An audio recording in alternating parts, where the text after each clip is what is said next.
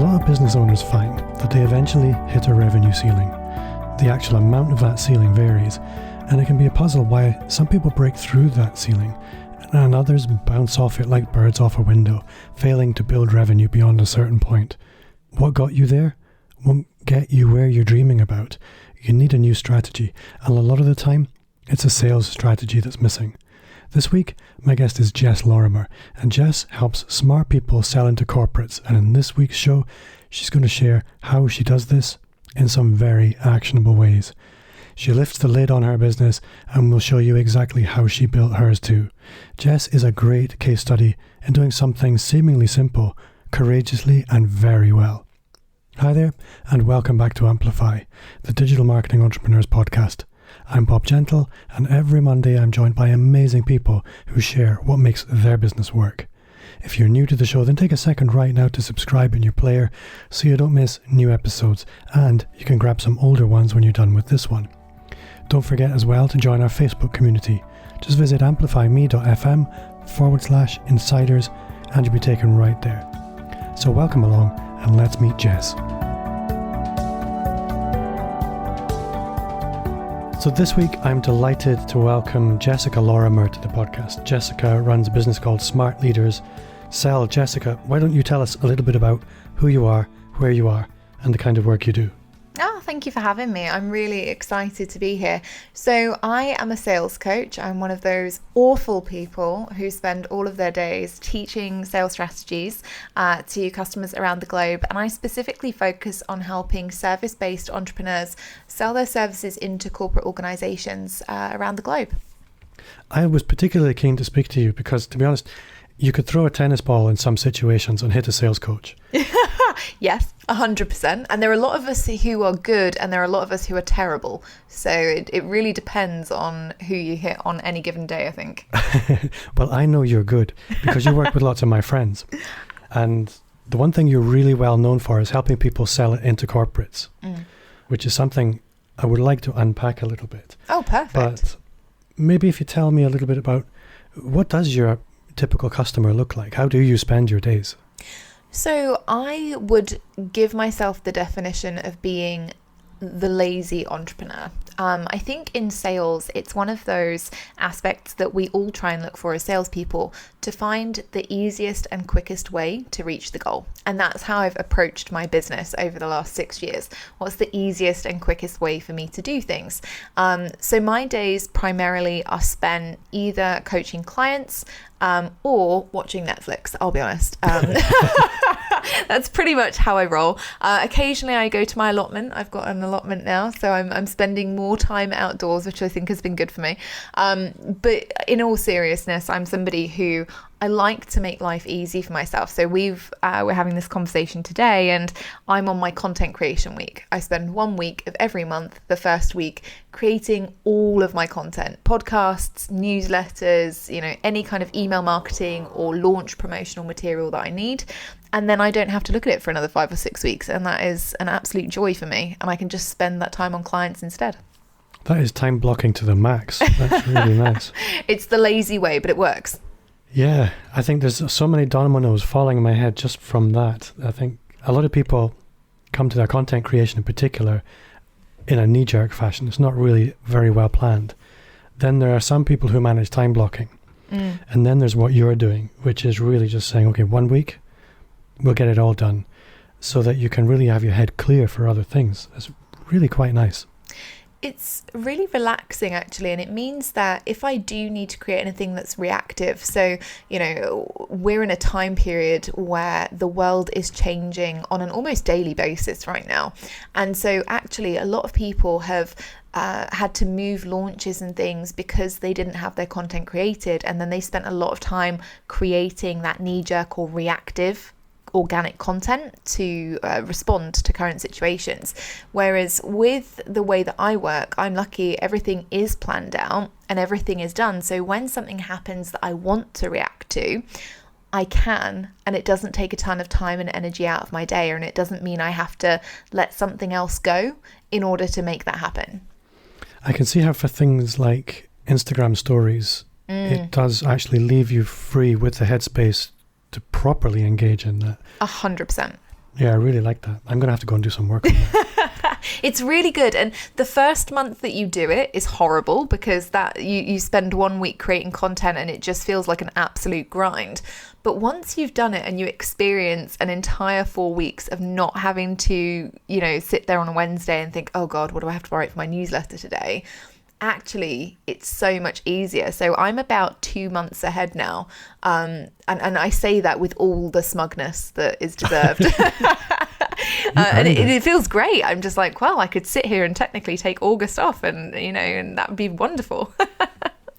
So lots of people listening to the show will obviously be sitting there scratching their head saying, but she's in sales and she's better than me at content marketing. And that's fine.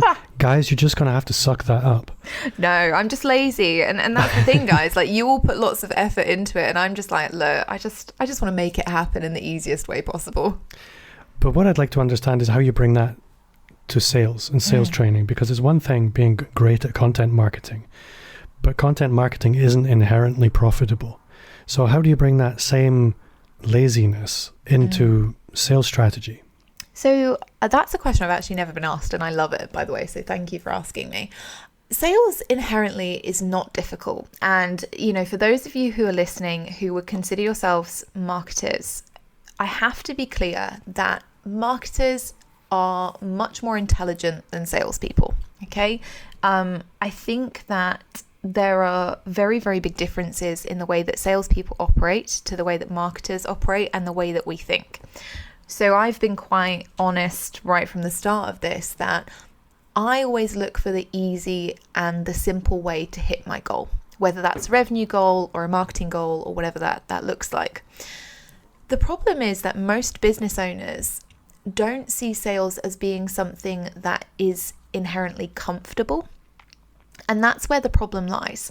So every human being will look at something that is simple, riding a bike, driving a car, making a sale, whatever that happens to be. And if they don't find it comfortable, they will find ways to make it more complicated, because that caveman part of our brain doesn't feel safe, and it still feels like we're about to run away from a dinosaur, because it doesn't differentiate between dinosaurs and actually being in a quite safe environment, but feeling discomfort.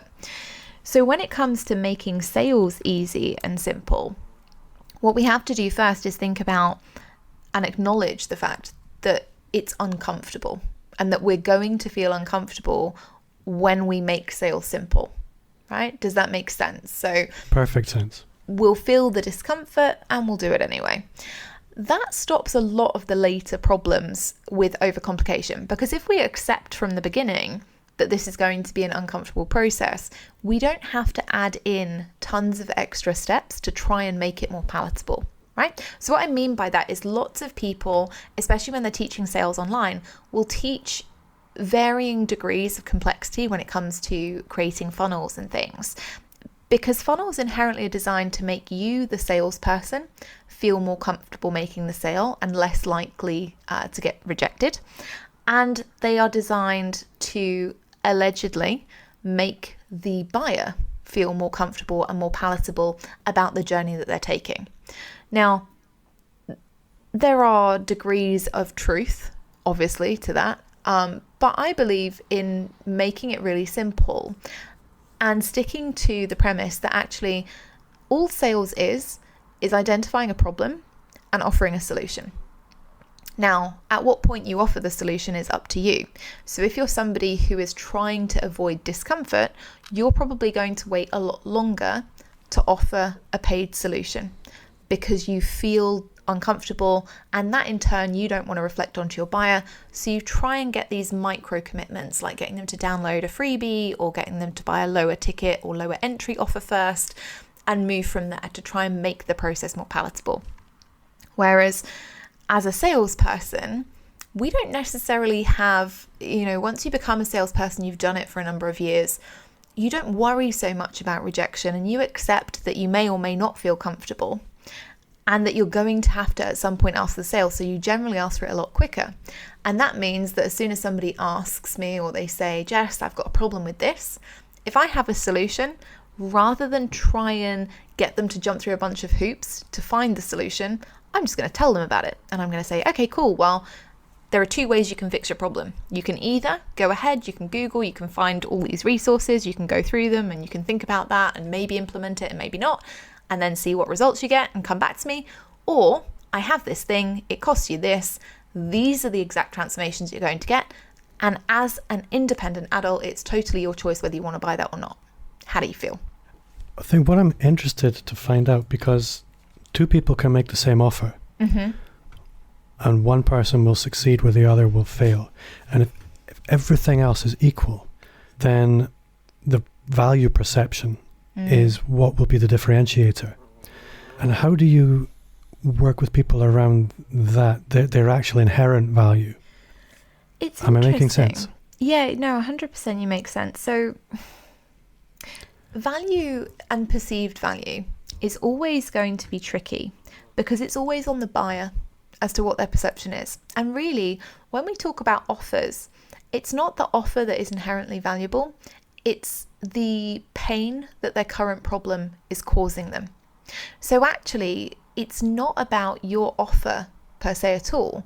It's actually about how well you do when it comes to qualifying just how much pain they're in or how much they want to solve their problem in the first place. Does that make sense?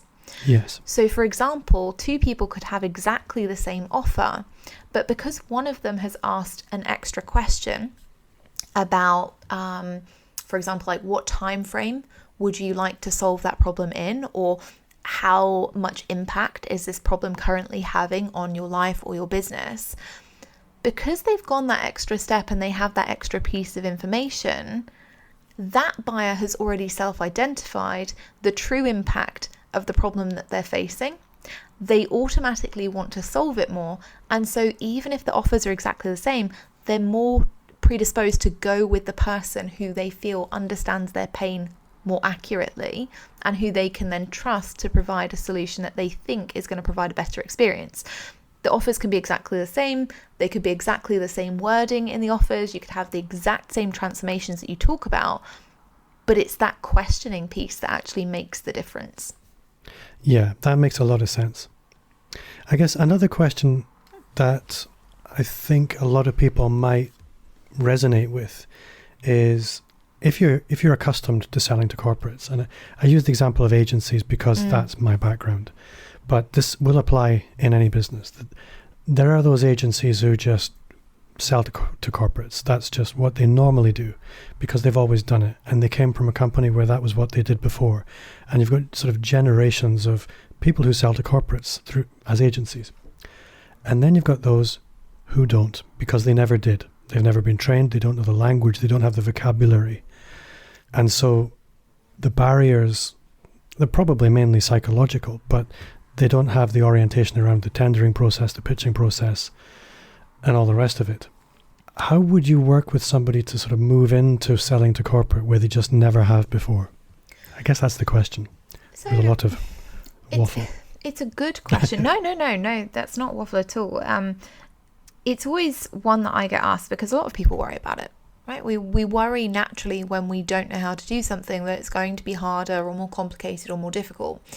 The reality is that selling to corporate is obviously different than selling to individuals, but not for the reasons that people think. So people can often get caught up in thinking, I can't sell to corporate organizations because I'll have to use a load of jargon that I don't know yet, or, I'll have to wear a suit and I don't want to do that, or I'm going to have to go in and work face to face and not have flexibility to, work on my own terms. And the reality is that organizations have shifted. I mean, drastically in the last 4 months alone, but over the past 10 years, organizations have shifted and they're not necessarily looking for people that as suppliers who come from a corporate background. Now, don't get me wrong, some companies will be. Some companies will be like, right, especially if you're trying to target financial services organizations or particular industries that have specialist needs, particularly when it comes to like regulations and rules. But for the most part, it's the same application of sales that we see when we're selling B2C, business to consumer. People buy from people. So if you're talking to stakeholders in a company, they're looking for, does this person understand my problem? Are they courteous when they talk to me? Are they polite? Are they genuinely interested and invested in the company that I work for and the problem that we have and the solution that we want? And do I like them? Are they somebody that I want to work with, that I want to give business to, that I'm going to want to answer emails from? We held an event last year, Converting Corporates, and we had a hiring manager panel there.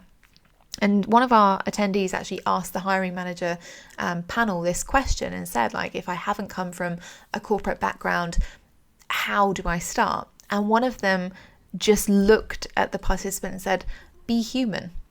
And I thought that was such a brilliant piece of advice. And we extrapolated on it and explained, selling to corporate is a lot about understanding who you are as a person and not being afraid to ask questions and say when you don't understand something and say, oh, actually, I'm not sure what KPI means, for example, or I'm not sure what P&L is, or, how does that work in your particular company?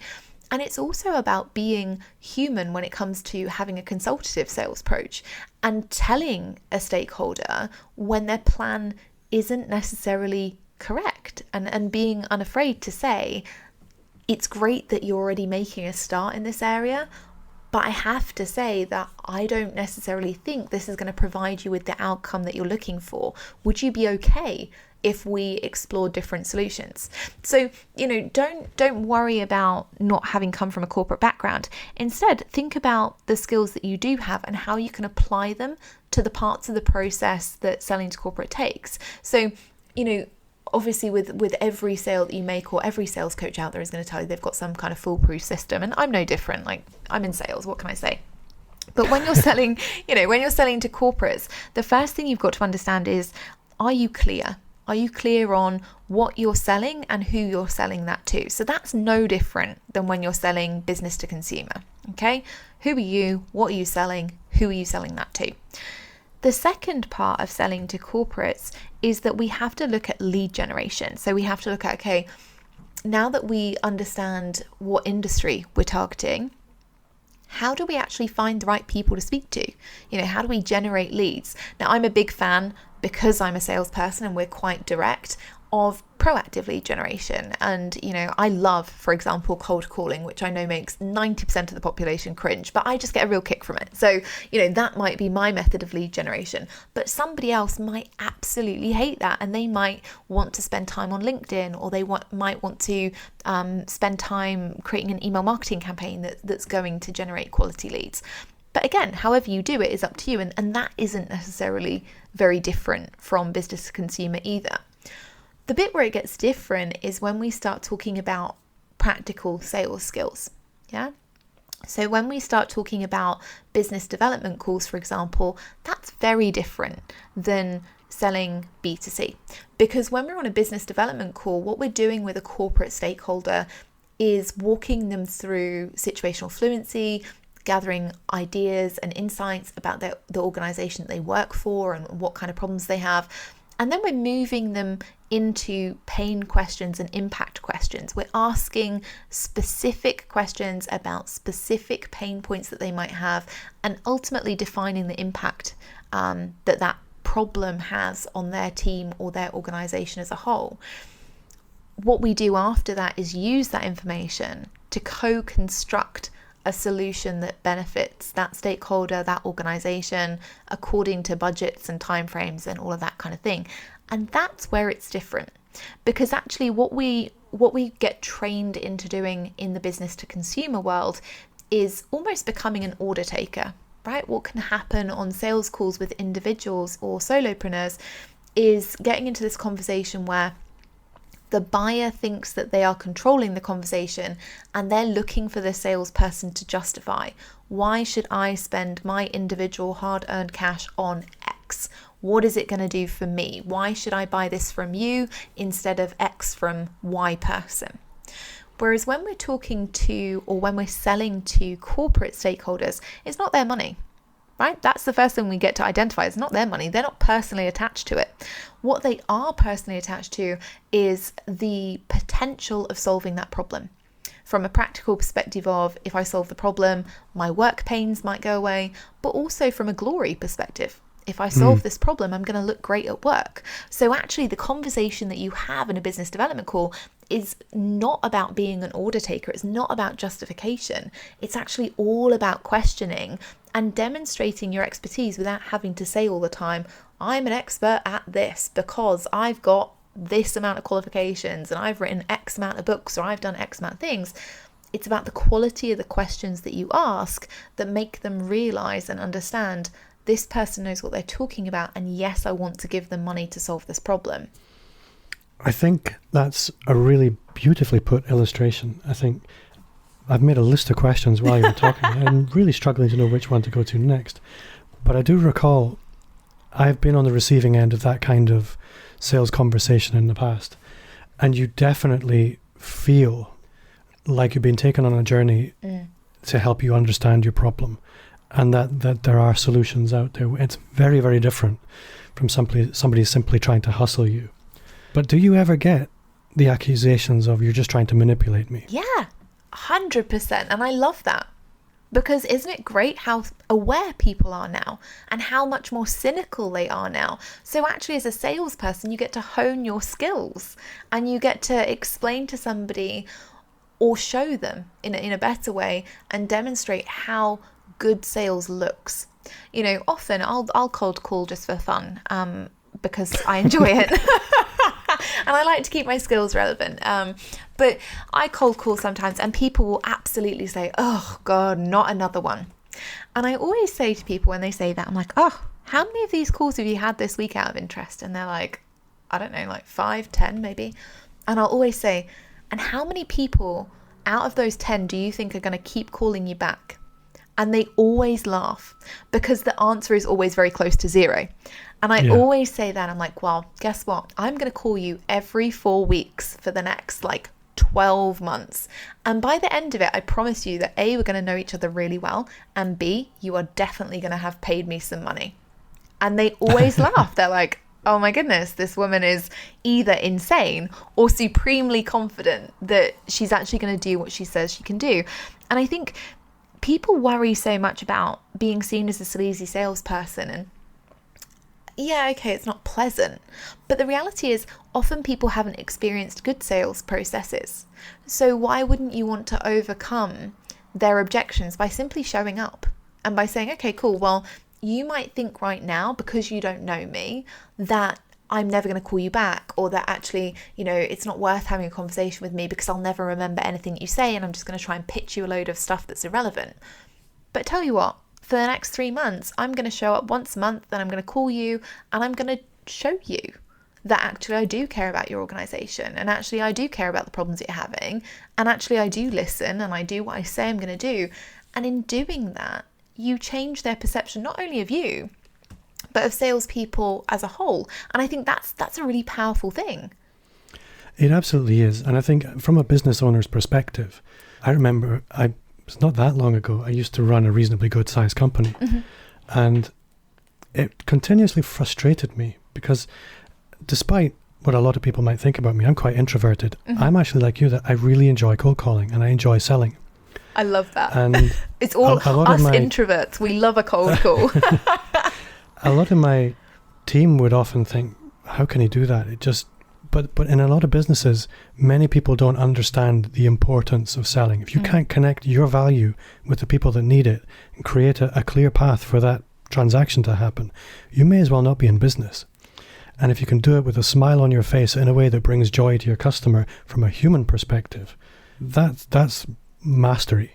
And that's what you described really clearly. Well, I think you have to find a way that you enjoy selling. Like you've just said, if you don't have a clear sales process in your business, if you can't make money, you don't have a business. You have a very expensive hobby, and that can only last for so long.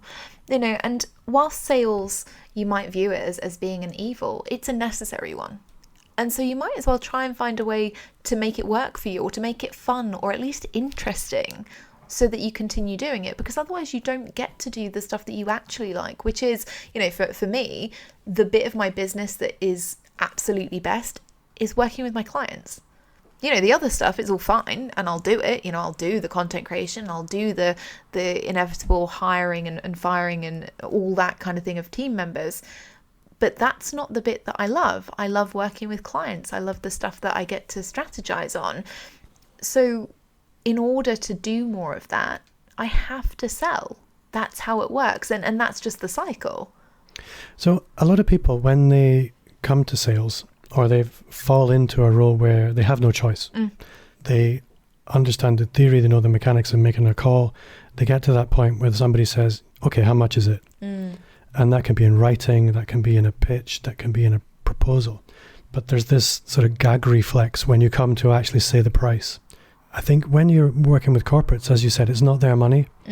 So once you actually get into that mindset where you know they're not having an emotional reaction to your price, so you probably don't need to anymore. But how do you work people through that process? So here's the thing. I want to be expensive. I've always wanted to be expensive. And so people often worry about naming a price because they think, what if I am too expensive? Or what if I'm not expensive enough? All these thoughts go through our heads. The reality is it's none of our business what somebody else's finances look like, whether that's a corporate stakeholder and whatever their budget happens to be, or whether that is an individual who is thinking about what they want to pay out that month. So when we talk about getting okay with pricing, it's not actually them that has to be okay with it. It's just you getting used to saying it and developing a habit. And actually, when we look at it like that, instead of being emotionally attached to it, it becomes much easier. So one of the first things I always get my clients to do is just stand in front of the mirror every morning, just 5 minutes every morning, and just say your prices as if you were saying them to a stakeholder. Because part of the reason that we get so worked up about it is because we're saying it to somebody else and we're worried about what they might think. And so because we start worrying, we then get really awkward and we start breathing much quicker. We start talking much more rapidly. When we say the price, we immediately jump in with but don't worry because we've got 50% off this month and that's all fine. And if you do it here, then we'll give you this extra bonus too. And we don't give them time to even think about the decision that they're making because we are so worried about saying the number.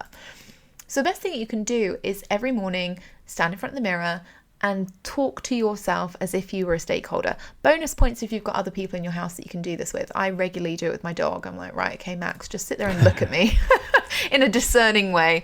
And get used to saying, okay, if you would like to take this solution, which gives you X, Y, Z in terms of transformation, then the investment for that is going to be £10,000, £20,000, whatever the number is.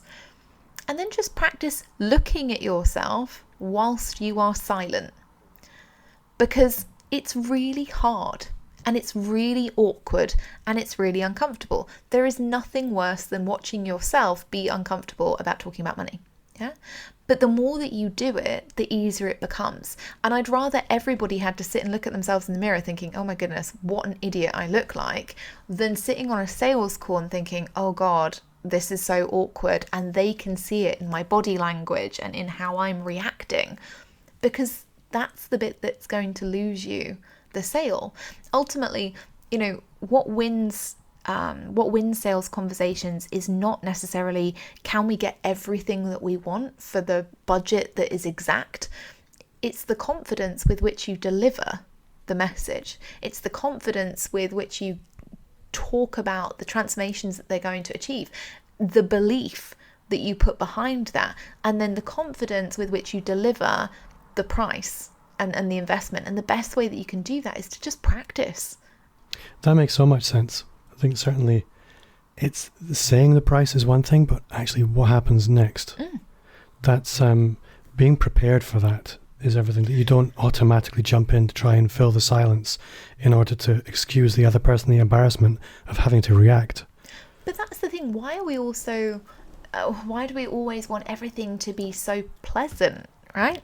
I think that's a really hard thing to say, isn't it? Because people worry about discomfort so much that we actively avoid it at all costs. But sometimes in avoiding it, we actually make it more uncomfortable. Because if we give that person the space to just have a moment to think about the price that you've suggested, the value that they're going to get, and how they feel about the rest of the solution, actually that's not uncomfortable for them. That's just considerate.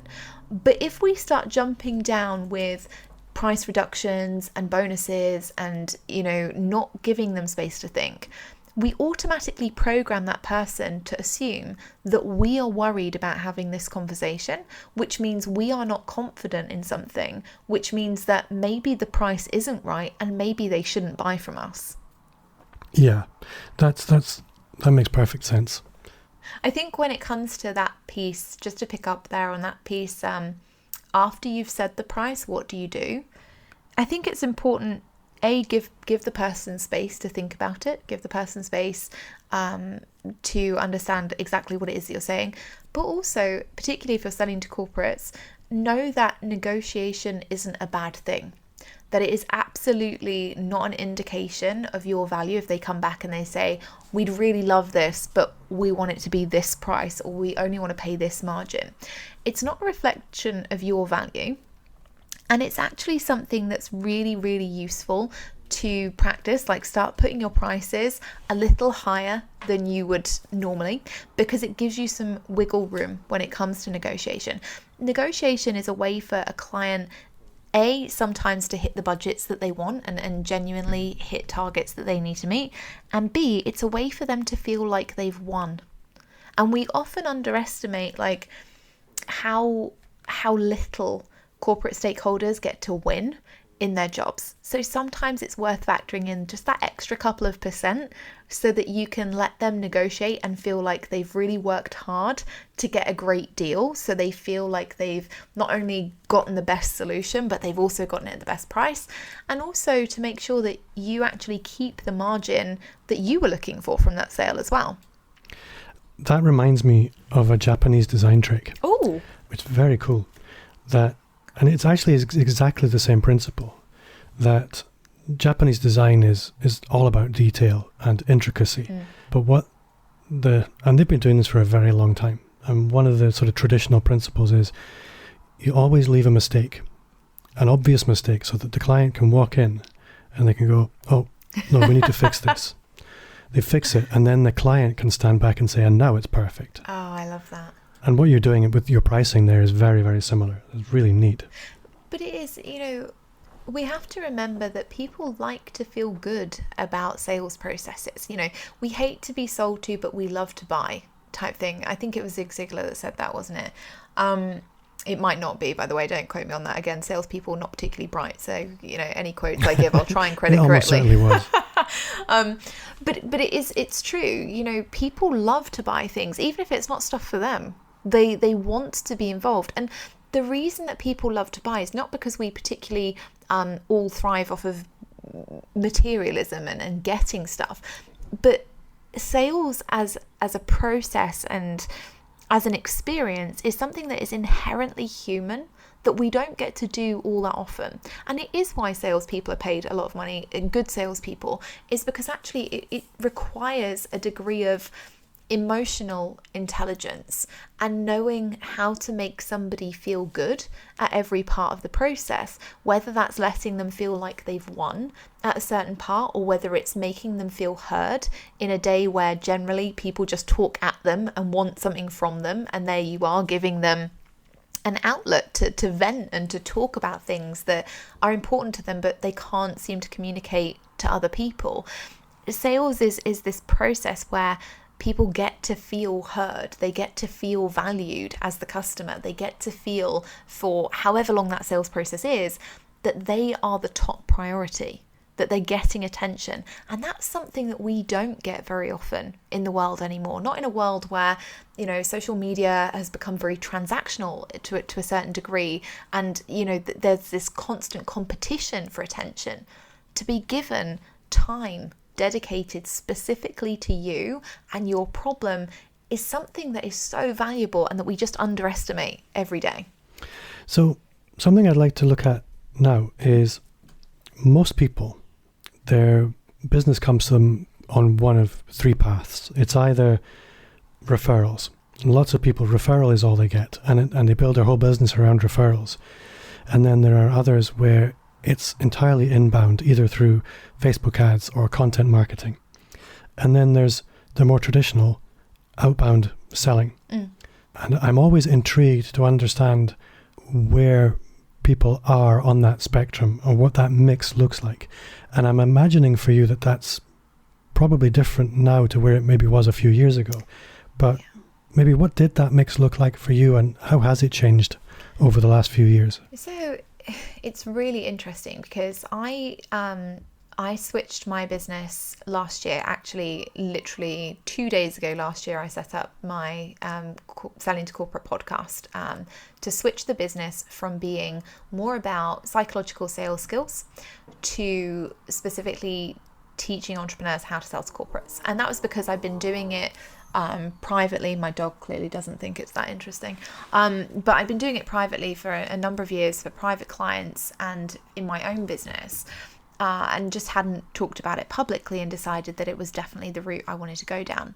So 6 years ago, when I started my business, and I was very much about the online space and funnels and all of that kind of thing, a lot of my business came through that inbound marketing. You know, I was creating a lot of content. I was doing a lot with Facebook ads and things, and then obviously referrals.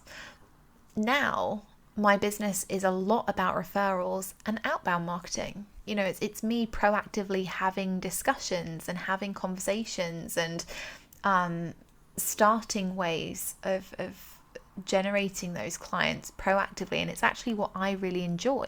And for my clients, it's the same.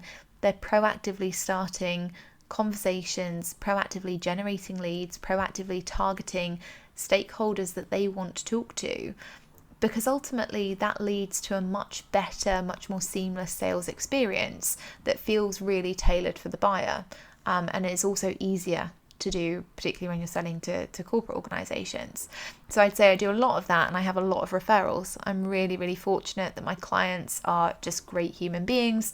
They end up doing really well, and then they are always being asked, like, who taught you how to sell to corporates? And so they're always talking about me and always introducing me to different people and sending referrals my way, which I massively appreciate. And so it's kind of shifted dramatically for me over the last probably 18 months. It's very unusual, actually, because the transition that you've described is one that's usually the other way around. Yeah. But interestingly, I think because you have the sales piece nailed down, it makes total sense, because you know the clients you want, you know how to bring them in. It's much quicker, much more effective for you to just build a relationship than it is to try and slowly woo somebody in through Facebook ads. Exactly. So it makes perfect sense. And for me, I'm quite an impatient person. I don't want to have to wait for somebody to go through 6 different Facebook ads and you know, download a bunch of freebies before they decide if they want to work with me or not. I want people to know, hey, I genuinely think that what you're doing is really valuable. I genuinely think that what you're doing is really interesting.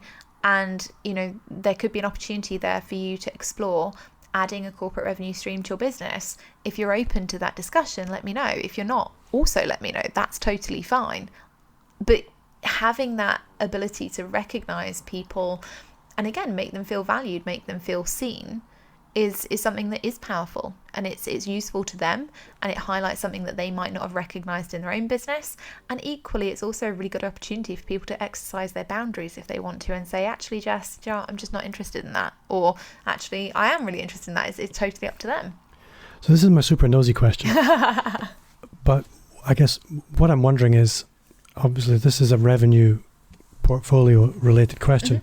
I'm not looking for numbers, but I'm curious to know, what do you have on the shelf for people to actually buy? Oh, I will 100% give you numbers. That's the bonus of being a salesperson. We don't hide anything. So for me, and it's really interesting, I came from having a really, really successful business up until, I say up until, I'm making out like I'm not successful now, but up until about 18 months ago when I switched everything over. I had really, really consistent income, and then one day I burnt my business down. So I did something that you should never, ever do unless you're a salesperson and know how to sell effectively, because then it's a little bit less risky. when I burnt my business down, I decided that I was only going to sell 3 things. And that comes from a woman who used to have 27 different funnels and 1 year created 63 different offers. So I can tell you that there was a lot on the back end when I was working in sales generally. Now I only have 3 different offers. So we offer a ticket to a 2-day workshop called Converting Corporates, and the tickets for that are they range between early bird of $497 up to $797, so £497 to £797. We have the opportunity to join the C-Suite, which is a program where I basically take everybody through how to sell to corporates, and we do live business development days and hot seats and things. It's really, really cool. That's £6,000, so that's probably about as premium as most people will go on what is effectively a great group program. And then we have the opportunity to work with me one-to-one, and that's a lot rarer and generally a lot more expensive because, you know, you have to sit with me looking with my beady eyes on you all the time, which can be frustrating for some people. So, you know, that's where we are. Now, in terms of numbers, obviously, we're at the 12-month mark since I moved everything over, and we have only been selling the C-Suite specifically, so the £6,000 offer, since January. We launched it at Converting Corporates last year, and we're aiming to have 100 people in the C-Suite by the end of 2020, and this year we'll do about £750,000 in revenue, so it's not bad for a first year. And how is that comparing with the simple product line to where you were previously with a more complex product line? It's way more profit. So we're operating at a much higher profit margin, which is great. My team is actually really lean as well because we're not having to have as many people involved at different stages of the process. So, you know, before, when we had to have somebody always in for like graphic design and things like that because we were selling so many different things, now we don't have to have that. We have like a skeleton staff. There's the amazing kind of customer care people. We have Sarah who deals with all of our customer care, and she deals with all of my inbox management as well, which must be horrific, so shout out to her, she's amazing. We have one person who focuses specifically on our digital marketing, so deals with everything from ActiveCampaign to the website and stuff. And then we just bring in freelancers to, you know, do the occasional piece of graphic design. We had a branding person recently to do the rebrand of everything, which was cool. So profit margin's been a lot higher. The team is a lot leaner now, which is great, and great for me because I'm not a massive people manager. I just don't enjoy it. And I'd say as well, it's much easier for customers. One of the biggest bits of feedback that we've had is from people who had never previously, you know, who'd come over from my previous audience. They'd never previously thought about selling to corporate organizations, who have come along and been like, oh, okay, let's explore this, and have ended up, you know, joining my programs and things. And they've said, you know, it's really interesting. It's so much easier to buy from you now because you can only do one of 3 things, which means that there's not so much choice. You don't have to worry about what I'm going to bring out every week and whether or not that would have been better than the thing you originally bought, if that makes sense. So that's been really cool to see as well. I know my people really appreciate when they get to peek under the bonnet, and you've been very, very generous with that. So thanks. No, of course. Like, I think it's so valuable because nobody ever tells you, and so we end up hedging around it. But the great thing about being in sales is that you do love talking about numbers. Numbers and metrics are kind of like our Bible things. So speaking of numbers, I have an eye on the clock, and you've been very generous with your time. If people want to engage with you, if they want to get in touch with you, how would you like them to do that? The best place, honestly, to ever get in touch or just find out a little bit more about me and selling to corporates is the podcast. It's called Selling to Corporate. You can find it on iTunes, Spotify, any other major podcast player. No, it doesn't have an interesting name because, I mean, I don't have time for that. Also, Google and iTunes don't like interesting names. I know. Like SEO, man, it's killing me, killing my creativity. But no, you can have a look out for that. And it's honestly great. Like I would say, you know, for anybody who's interested in podcasting, just as an FYI, like I set that up a year ago. We started with 1 episode a month for the first 6 months, and it generated over £23,000 worth of ticket sales to the event in November last year. So, if you're thinking about getting a podcast and not sure that they can be monetized, they absolutely can, and it doesn't have to take forever either. And now we deliver 2 episodes a month. It's all really practical about how to go and sell your services to corporates. So you can always check that out and get a few tips there. Well, Jessica, you've been super generous with your time and really generous with the advice and the insight into your business. I need to ask you one question that I always have to remember to ask every guest. And that's, what's one thing you do now that you wish you'd started 5 years ago? It's such a good question. For me, honestly, I think the answer would be worry less about being perfect. And I think it's probably an answer that everybody gives you. But I think I see so many entrepreneurs who start at the beginning of their journey and they want everything to be the 5-year finished result now. And I know I was very like that. I wanted a great website and I wanted all of the picture perfect things. But the reality is that stops you making money. It stops you making money for quite a long time, because humans are never going to be happy. Like we're never going to be happy. Even when we think something is perfect, we'll always find something that isn't within it. So rather than chasing a constant stream of perfection, actually look at production instead. Just go out, take some action, do the thing, and start getting results, and then you can improve upon it. That would be what I would do differently. I would 100% start and not worry about what other people thought of my brand or my website. I would just go ahead and do the things and then, change them as I went. That's a brilliant answer, and you'll be surprised. It is actually the first time we've had that answer. Oh. So it's brilliant. Woohoo! Well done. That's good. That's original. Jessica, thank you very much for your time. You're so welcome. I look forward to seeing you once all this coronavirus nonsense is over. I know. I can't wait to see you. And, thank you so much for having me on. It's genuinely been brilliant. So insightful.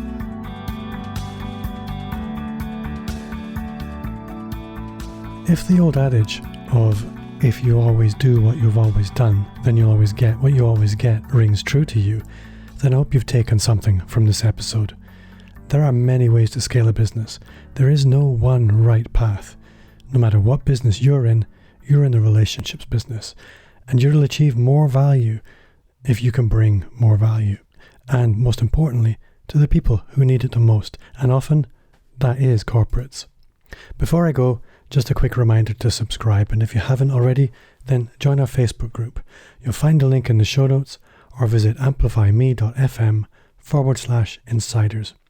I would love for you to connect with me on social media. You'll find me wherever you hang out.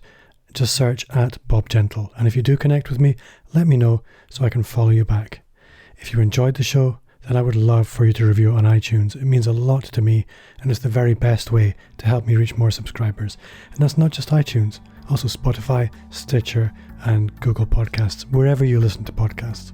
My name's Bob Gentle. Thanks to Jess for giving us her time this week, and to you for listening. I'll see you next week.